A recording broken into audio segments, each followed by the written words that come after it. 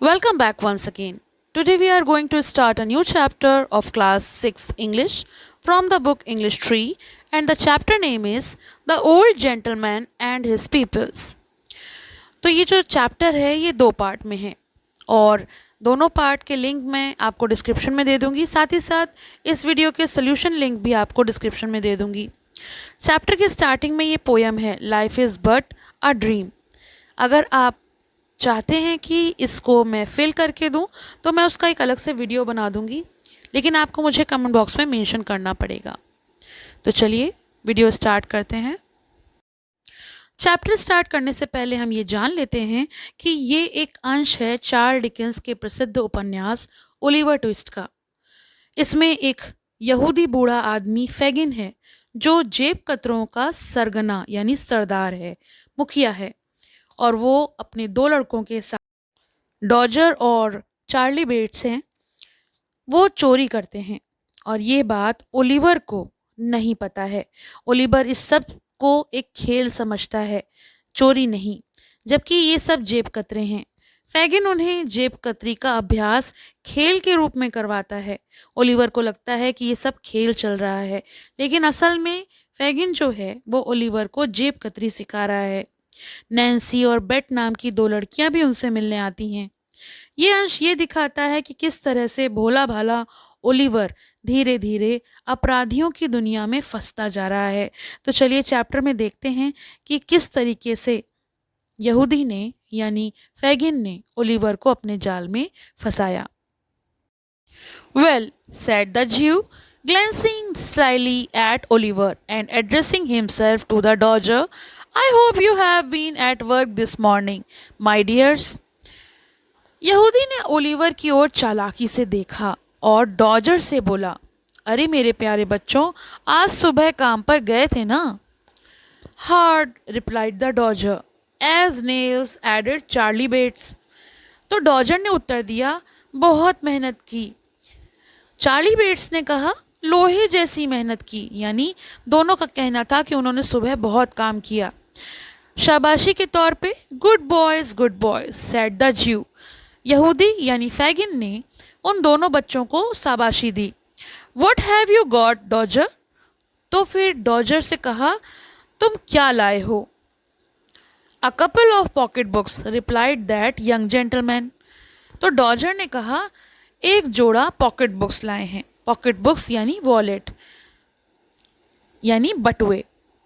Lined, inquired the ज्यू with eagerness.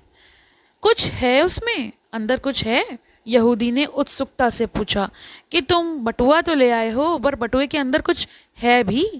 Pretty well, replied the Dodger. Dodger ने उत्तर दिया, हाँ कुछ कुछ। Producing to pocket books, one green and the other red. और उसने दो बटुए निकाले, एक हरे रंग का और एक लाल रंग का। Not so heavy as they might be, said the Jew after looking at the inside carefully, but very neat and nicely made. Ingenious workman and he Oliver. यहूदी ने दोनों को देखा और बोला, दोनों बटुओं को देखकर बोला, इतने भारी तो नहीं हैं जितने हो सकते थे, लेकिन बहुत बढ़िया बनाए गए हैं।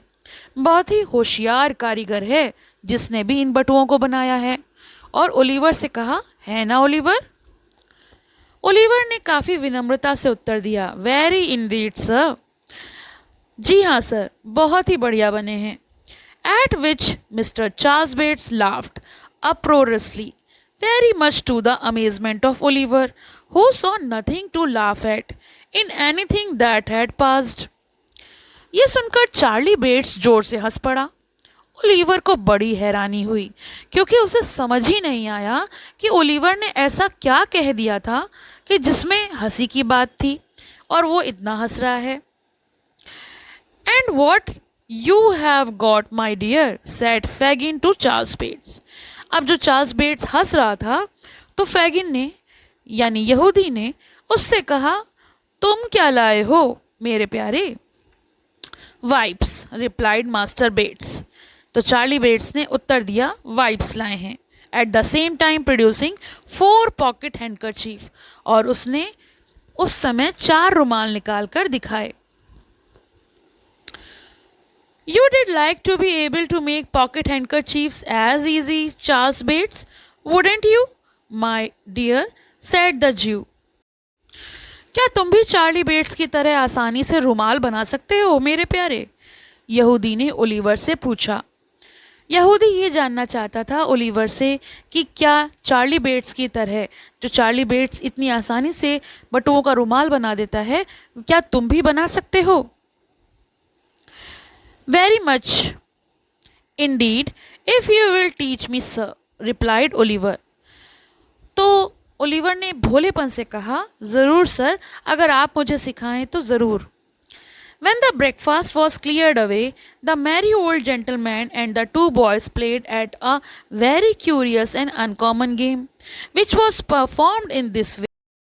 जब नाश्ता खत्म हो गया तो वे हंसमुख बूढ़ा आदमी और दोनों लड़के एक अजीब सा खेल खेलने लगे। The merry old gentleman placing a snuff box in one pocket of his trousers, a note case in the other, and a watch in his waistcoat pocket with a guard chain round his neck, and sticking a mock diamond pin in his shirt, buttoned his coat tight round him, and putting his spectacle case and handkerchief in his pockets, trotted up and down the room with a stick, in imitation of the manner in which old gentlemen walk about the streets any hour in the day. तो वो खेल बहुत विचित्र था। वह बूढ़ा आदमी यानी जो फैंगिन था, वो अपनी पतलून की जेब में एक स्नफ बॉक्स यानी तंबाकू की डिब्बी रखता है, और पैंट की दूसरी जेब में वो नोट केस रखता है, और कमीज़ की जेब में घड़ी और चेन रख लेता है। फिर नकली हीरे की पिन अपने शर्ट में लगाकर कोट कसकर बंद करता है, और हाथ में एक छड़ी लेकर कमरे में टहलने लगता है, ठीक वैसे जैसे कोई बूढ़ा अमीर आदमी सड़क पर घूमता है। असल में वो ये सब करके उन लड़कों को ट्रेनिंग दे रहा था। Sometimes he stopped at the fireplace and sometimes at the door, making believe that he was staring with all his might into shop windows. तो कभी वो दरवाजे पर रुकता, कभी आग के पास रुकता और दुकानों की खिड़कियों में झांकने का नाटक भी करता। At such times he would look constantly round him for fear of thieves and would keep slapping all his pocket in turn to see that he had not lost anything, in such a very funny and natural manner that Oliver laughed till the tears ran down his face. कभी कभी वो इधर देखता, कभी कभी वो उधर देखता, जैसे डर रहा हो कि कोई जेब कतरा उसकी ये सारी कीमती चीज़ें चुरा ना ले जो उसने प्रिटेंड किया है कि उसके पास हैं। वह बार बार अपनी जेब टटोलता और ये देखता कि सब कुछ ठीक है या नहीं। उसकी ये सारी हरकतें इतनी मज़ेदार लग रही थीं और बिल्कुल असली लग रही थीं कि ओलिवर हंसते हंसते उसकी आंखों से आंसू आ गए। All this time the two boys followed him closely about, getting out of his sight so nimbly every time he turned round that it was impossible to follow their motions. इसी दौरान Dodger और Charlie bets उसके पीछे पीछे घूमते रहते।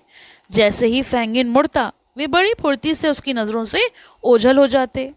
At last the dodger trod upon his toes and ran up upon his boot accidentally, while Charlie Bates stumbled up against him behind, and in that one moment they took from him, with the most extraordinary rapidity, snuff box, note case, watch guard, chain, shirt pin, pocket handkerchief, even the spectacle case. आखिर में एक ही पल में उन्होंने उसकी सारी जेब साफ कर दी, जैसे स्नफ बॉक्स, नोट केस, घड़ी, चेन, शर्ट पिन, रुमाल, यहाँ तक कि ऐनक का केस भी। If the old gentleman felt hand in any one of his pocket, he cried out where it was, and then the game began all over again. अगर फैंगिन को किसी जेब में हाथ महसूस होता तो वह चिल्लाता, यही है, और फिर खेल दोबारा शुरू हो जाता। When this game had been played a great many times, a couple of young ladies called to see the young gentleman, one of whom was named Bet and other was Nancy. जब ये खेल कई बार खेला जा चुका तभी दो लड़कियां मिलने आईं। एक का नाम बेट था और दूसरी का नाम नैन्सी था। They wore a good deal of hair, not very neatly turned up behind, and were rather untidy about the shoes and stockings. तो उनके बाल कुछ बिखरे हुए थे, सही से बने नहीं थे, जूते और मोजे ठीक नहीं थे और उनके चेहरे पर रंगत थी और वे तंदुरुस्त दिख रही थीं। They were not exactly pretty, perhaps. वो खास सुंदर भी नहीं लग रही थीं, but they had a great deal of color in their faces and looked quite stout and hearty.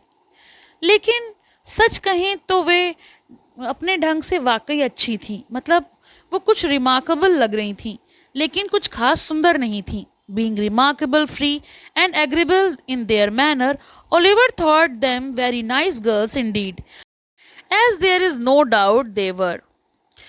Oliver को वे बहुत अच्छी लगने लगी और वास्तव में वे अपने ढंग से अच्छी ही थीं। यानी उनके बाल भले ही अस्त व्यस्त थे, कपड़े थोड़े बिखरे हुए थे, चेहरे पर रौनक और आत्मविश्वास था, वे बहुत हंसमुख और मिलनसार थीं। तो ये तो हुआ पार्ट 1। पार्ट 2 का लिंक आपको डिस्क्रिप्शन में मिलेगा, तो आप वहाँ से देख सकते हैं। पसंद आया हो तो लाइक करें, शेयर करें और चैनल को सब्सक्राइब करें।